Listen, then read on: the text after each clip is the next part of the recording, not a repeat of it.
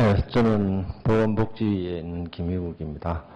오늘 여러분들의 훌륭하신 이야기를 들으니까 토마스 프리드만의 이야기가 생각납니다. 어떤 사건이나 현상을 보려면은 최소한도 6개의 렌즈를 다른 방향에서 비춰서 봐야 된다. 하나의 렌즈를 가지고 본다면은 일부밖에 보지 못한다는 생각이 듭니다. 지금 앞서도 의원님들이 말씀드렸습니다만은 이 보건복지 분야는 357조 중에 105조가 넘고 30%가 넘는 연평균 9%에 가까운 엄청난 증가 속도를 보이고 있기 때문에 저 개인적으로는 과연 이게 컨트롤 가능한 증가 속도냐라고 대단히 우려를 하고 있습니다.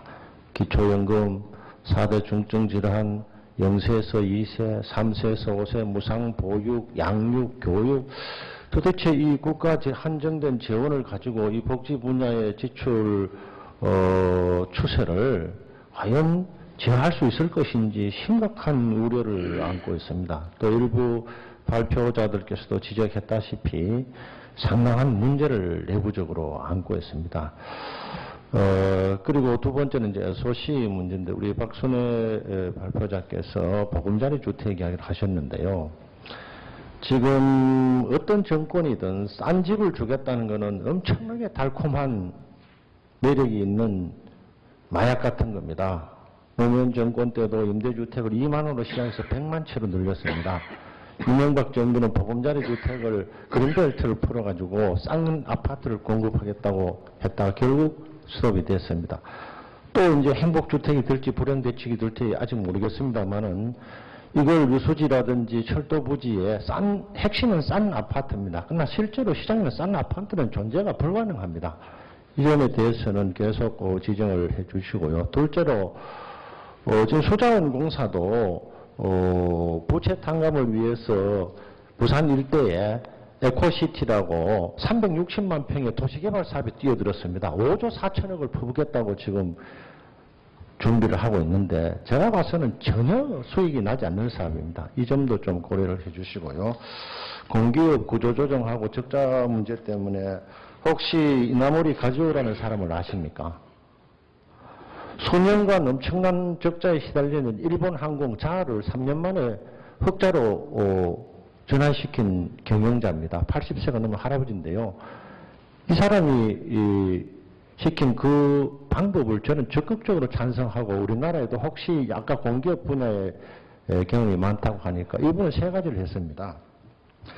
악성 종양 같은 국내외 적자 노선 45개를 지역 국회의원들의 갖은 압력에도 불구하고 폐쇄해버렸습니다. 둘째로 직원 1만 명을 해고하고 사업장 3분의 1로 줄였습니다. 마지막으로 사내 세탁소 등 후생복지를 줄이고 퇴직금도 30% 줄여버렸습니다. 우리나라의 공기업은 인원을 감원하고 임금을 줄이고 사업을 축소한 이 3가지 방법 이외에는 다른 방법이 없다고 생각합니다. 나머지는 다 되돌려 가는 길이라고 저는 봐요. 이 전공법을 학자시니까 늘 좀 제안해 주시기를 부탁을 드립니다. 다른 방법은 사실상 굉장히 어렵지 않습니까? 두 번째로 우리 아까 김남희 발표자님께서 그 어린이집 문제라든지 또 보육 문제에 대해서 공약 파기 굳히기 예산이다 이런 표현을 쓰셨는데, 사실은 뭐 우리 김 발표자께서는 그렇게 보이신지는 모르겠습니다만 그런 거는 아닙니다.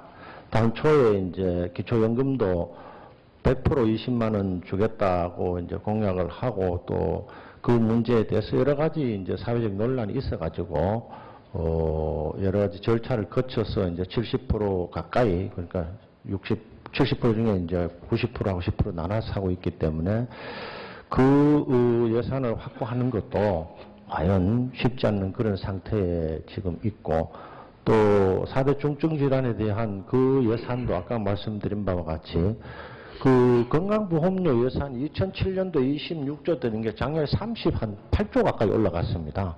그리고 2020년 되면 65조 정도 증가될 거라고 지금 예측이 되고 있습니다. 65조입니다. 소시예산 23조 가지고 많다고 적다고 이렇게 논란의 잣대도 있습니다만은, 이 건강보험 문제는 그 중에 한 5조 정도는 세금으로 들어가고 있습니다. 보험료로 다 충당이 안 돼가지고. 그 문제도 국가적으로는 엄청난 고민에 빠져 있습니다.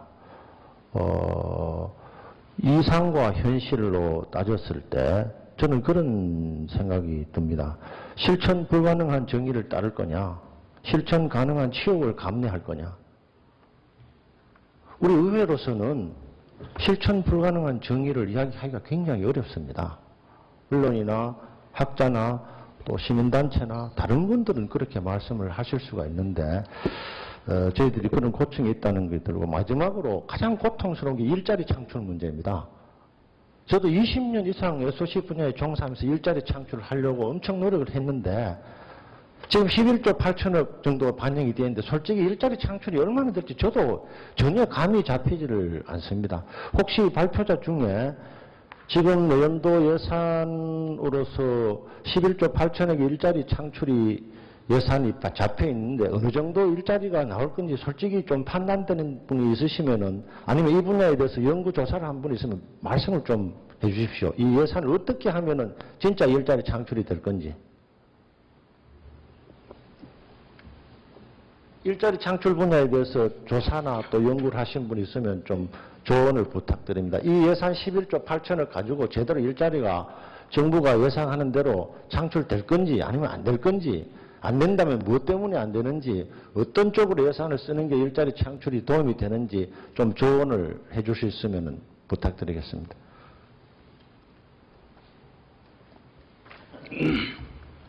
제가 아이고. 네, 어느 분? 제가 일부 그 일자리에 대해서 언급을 했는데 지금 그 11조 8천억 원으로 일자리를 만들어질 수 있는데, 제가 우려했던 것은 그 이전 정부와 마찬가지로 굉장히 단기적인 일자리이고 지원이 끊기면 그 일자리는 다시 없어질 거라는 부분을 제가 문제점으로 지적을 했고요. 한 가지 뭐 시간이 될지는 모르겠지만 일화를 말씀드리면, 미국 같은 경우도 일자리 창출 문제가 오바마 대통령 때 가장 큰 화두였고 과제였습니다. 그래서 오바마 대통령이 그 2기에 들어오면서 기업들, 소프트웨어 기업들을 다 불렀어요. 중국이나 남미에 나가 있는 그 기업들을 좀 미국으로 가져오면 안 되겠느냐라고 했더니 두 가지가 어려운 난관이라고 얘기를 했다고 합니다. 일단 미국의 인건비는 중국 인건비의 3배다. 근데 중국 애들은 1년 365일 다 돌아가는데 미국 애들은 9시에 나와서 6시에 들어간, 5시면 들어간다. 그걸 감내하더라고 하더라도, 두 번째로 오류율이 너무 심각하다. 우리 소프트웨어 산업 같은 경우는 굉장한 정밀성이 요구되는데 이러한 오류율로는 그 물건을 팔 수가 없다라는 것을 오바마 대통령한테 얘기를 했다라고 합니다.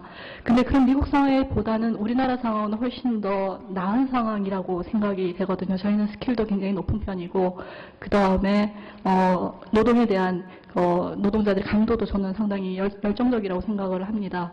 그럼에도 불구하고 기업들이 외부로 갈 수 있는, 중국이나 다른 나라로 갈 수 있는 요인들은 굉장히 크다라고 생각합니다. 그래서 정부가 관리해야 되는 것들은 기업한테 물론 법인세에 대한 부분도 저는 어느 정도는 조정이 필요하다고 생각을 하고, 이번에 간만에 정부가 전기료를 올린 것도 상당히 잘한 정책이라고 생각하는데, 그럼에도 기업한테 기업하기 좋은 환경을 만들어주는 것은 상당히 중요하다고 생각을 합니다. 네, 한 가지만 저도 말씀드리고 싶은데요. 일자리 문제에 대해서요. 저는 우리나라가 모든 사람이 8시간만 일해도 70% 고용률은 충분히 달성할 수 있다고 생각을 합니다. 지금 우리나라의 평균 근로 시간이 OECD에서 거의 1위에 가까운 걸로 알고 있고요. 평균보다 적어도 20% 이상은 높은 것으로 알고 있습니다. 근데 지금 우리나라가 고용률이 낮다고 굉장히 얘기를 하는데요. 모든 사람이 법정 근로시간만 지켜도 지금 고용률 달성은 충분히 가능합니다. 예. 우리 김일국 위원님께서 진술인 수준의 질의를 해 주셨습니다. 예, 많은 공부했습니다. 다음은 민병주